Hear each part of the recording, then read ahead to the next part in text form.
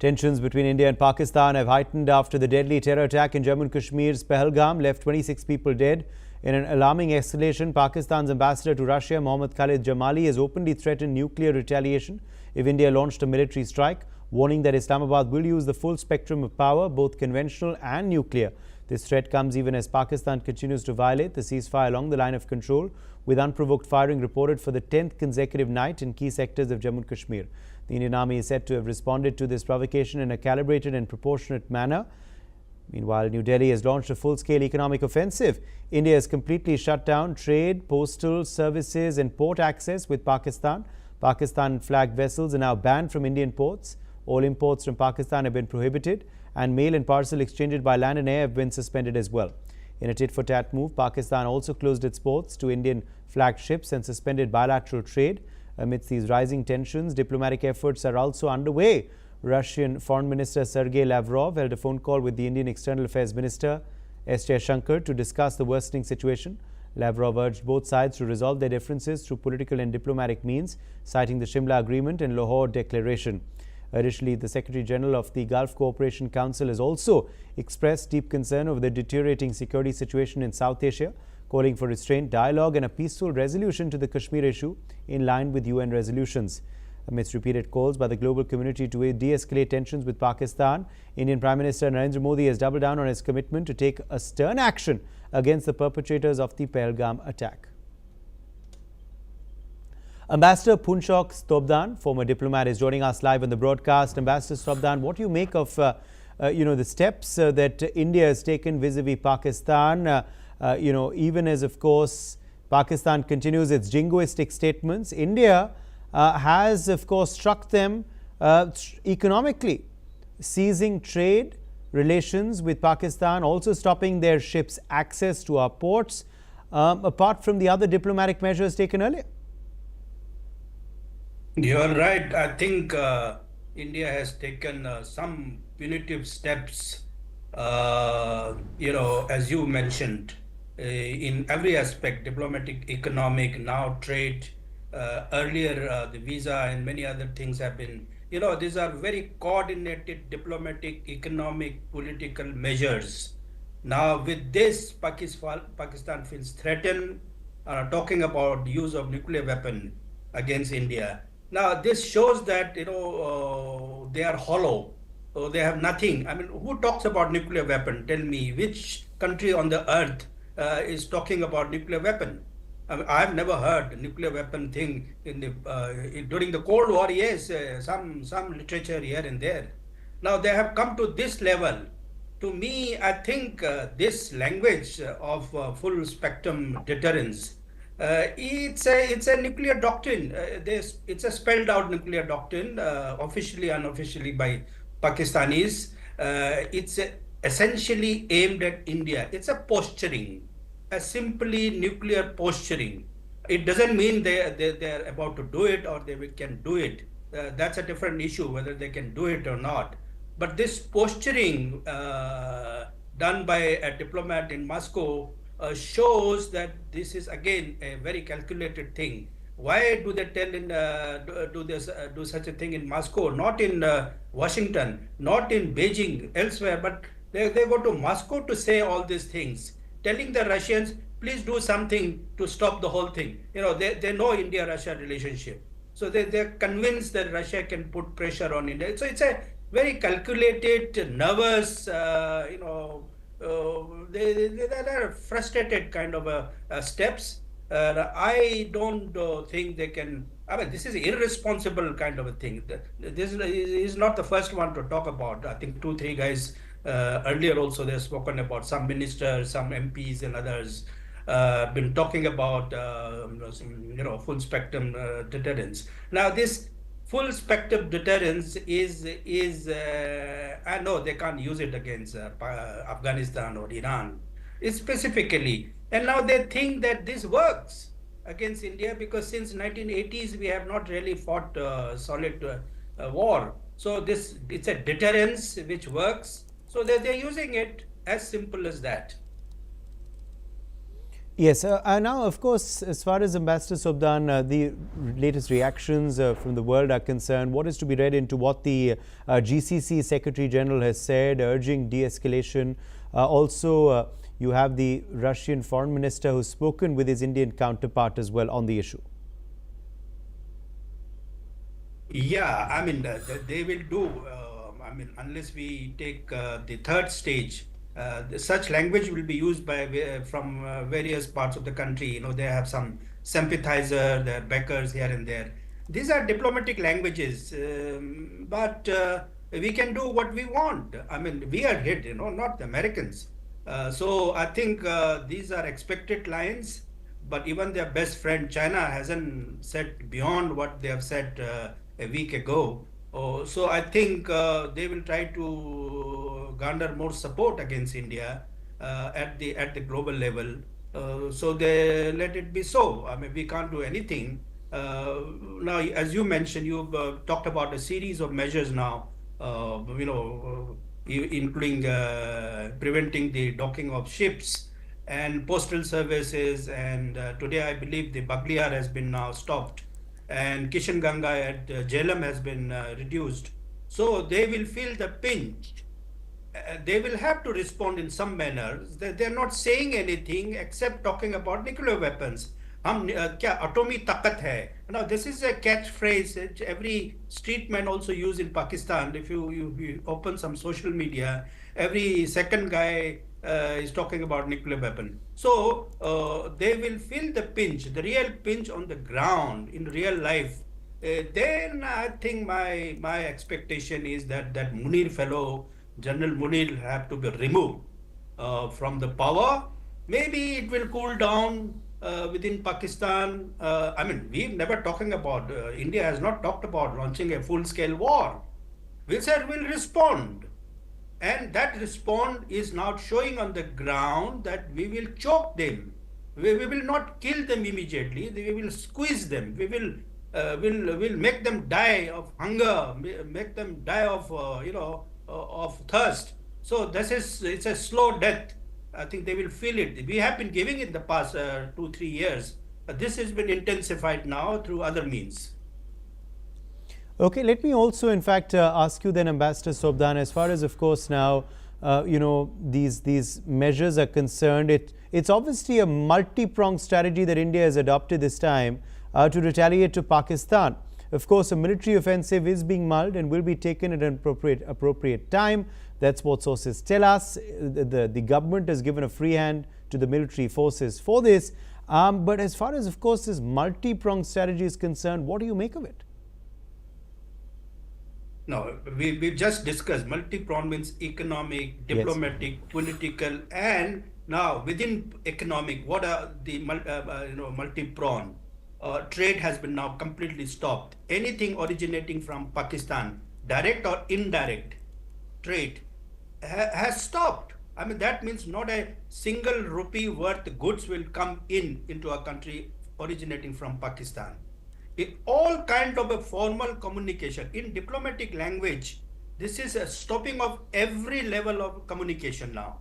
It's not just high commissioners not going here and there, but every level of communication, train, postal service, air service. Now, just yesterday, I think we have stopped the airspace for Pakistani aircraft. Imagine their export to Bangladesh. Why don't you look at the positive aspect of it? Stoppage of the airspace will cost Pakistan heavily, and also to Bangladesh. Pakistanis will have to go all the way down in the Indian Ocean with their cotton yarn to Bangladesh. I think millions of people are going to lose job in Bangladesh. So this is a multi-pronged, all angle. So it's a very interesting. I'm sure people are applying their mind.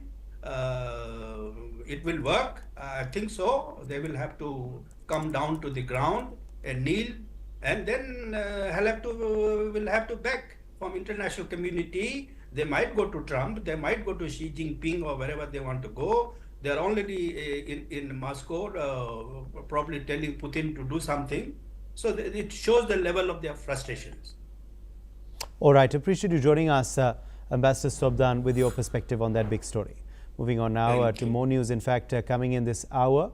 Russian President Vladimir Putin has stated that there is no need to use nuclear weapons in Ukraine and hopes they would not be necessary. The Kremlin emphasized that Russia has the strength to bring the conflict to a logical conclusion. Meanwhile, tensions are rising over Russia's proposed three-day ceasefire. The Kremlin criticized Ukraine for not accepting the truce, calling the response ambiguous. The ceasefire, which was meant to coincide with Russia's Victory Day commemorations, aimed to ease international tensions. Ukrainian President Vladimir Zelensky rejected the offer, calling it a theatrical show. He argued that such a short truce wouldn't help negotiations for lasting peace. He added that Ukraine cannot guarantee the safety of foreign dignitaries attending Russia's May 9th Victory Day parade. On the ground, Russia continues its attacks on Ukraine. A drone strike on Kiev injured at least 11 people, including 2 children. Several residential buildings were set on fire by falling debris.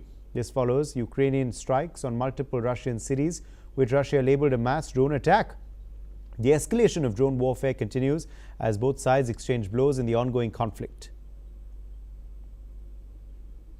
Martin Saar, Erez, international affairs expert, is joining us live from Frankfurt. Martin, thank you for being with us today on NewsX World. What do you make of these latest statements by Vladimir Putin on the nuclear issue? Well, I think Putin wants to gain international legitimacy by pretending to wanting to end the war in Ukraine, but it seems that it's not on the interests. They already had appearance in the past negotiation that Kremlin never what they said they will be doing. Right, Martin, also as far as, of course, now Ukraine is concerned, they've rejected this ceasefire, this short ceasefire. What led to this decision by Ukraine?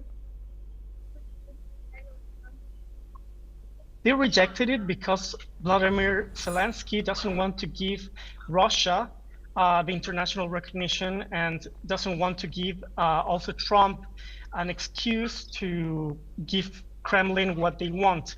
These negotiations are not for the best interest of Ukraine, but also Trump is getting very, very exhausted about this topic. It seems that none of those parties are going to cooperate because none of them, they have like the its interest on to be taken for granted and to be, I mean, Putin doesn't want to stop the war because they want to keep the former Russian territories for them, but Vladimir Zelensky wants to keep the interests of Ukraine about its natural resources and its territories. Okay, and of course, as far as now, Martin, the conflict is concerned, which direction do you see it headed? Reportedly there have been multiple drone strikes. Do you see the offensive only increasing in the days ahead?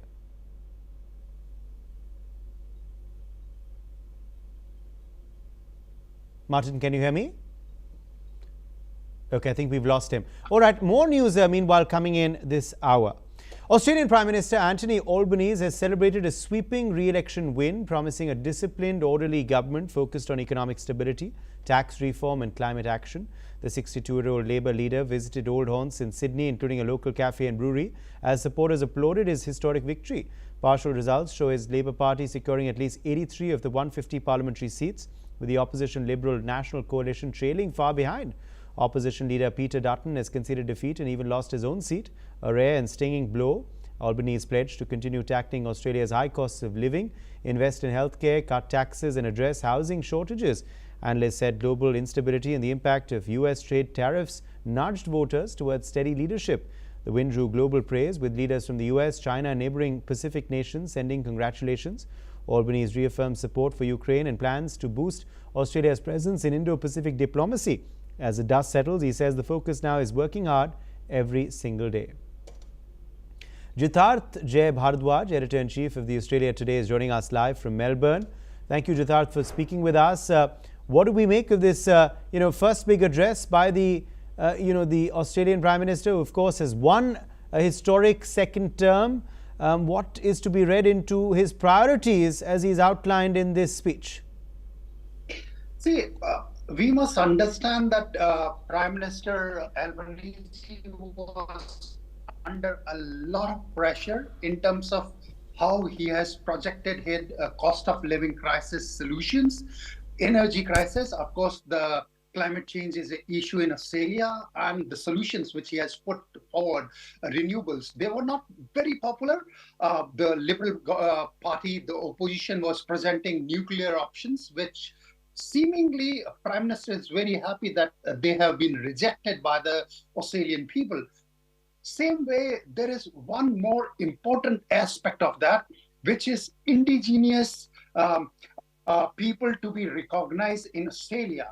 And a Liberal Party made a big issue out of it, and Prime Minister was almost in tears in his speech yesterday, victory speech, when he said that we are very proud of our indigenous heritage, and we'll be kind of saying it out loudly that we are proud of Australia and we'll be respecting the First Nations all over country in every aspect, be it sports, social or cultural aspects, we'll be respecting that. So Prime Minister has set a tone that this election victory is all about Australian people. He has dedicated it, and he has also said that whether you have voted for Labour Party or not, this government, his second term will be for everyone. And saying it in his victory speech is something which probably is very important when it comes from a prime minister. That must be understood in that tone itself. Right, Jitarth, also as far as, of course, this victory is concerned, it's something that hasn't been seen in Australia for over 2 decades, a Prime Minister repeating a term. What are the factors that you believe led to this great showing for Anthony Albanese in these elections? At one point, a few months ago, many had written him off, but, he came back and he's won pretty decisively. What are the factors that led to this victory?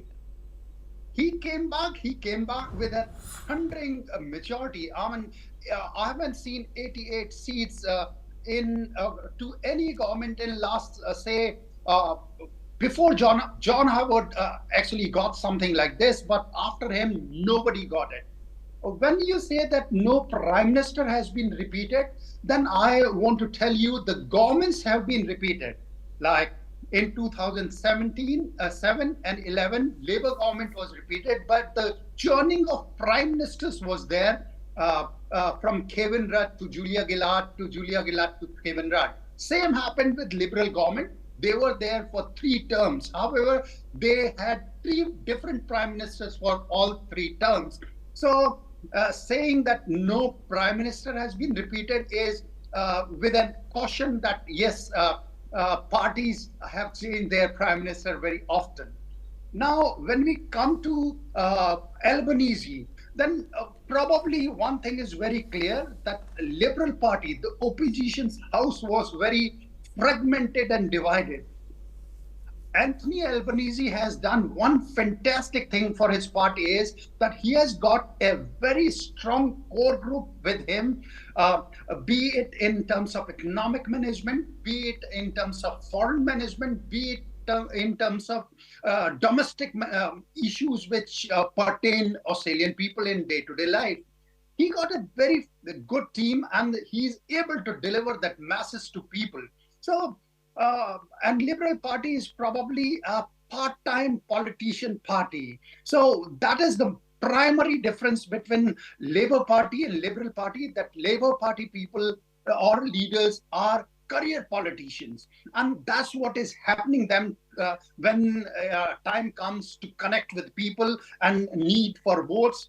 They are fantastic in terms of delivering their message to people and accepting where they're wrong and saying that we will correct it. And this is what Prime Minister Albanese has done this time, that I'm listening and I'm here to do everything to make your life easy. That's the message probably he wants to deliver to Australian people.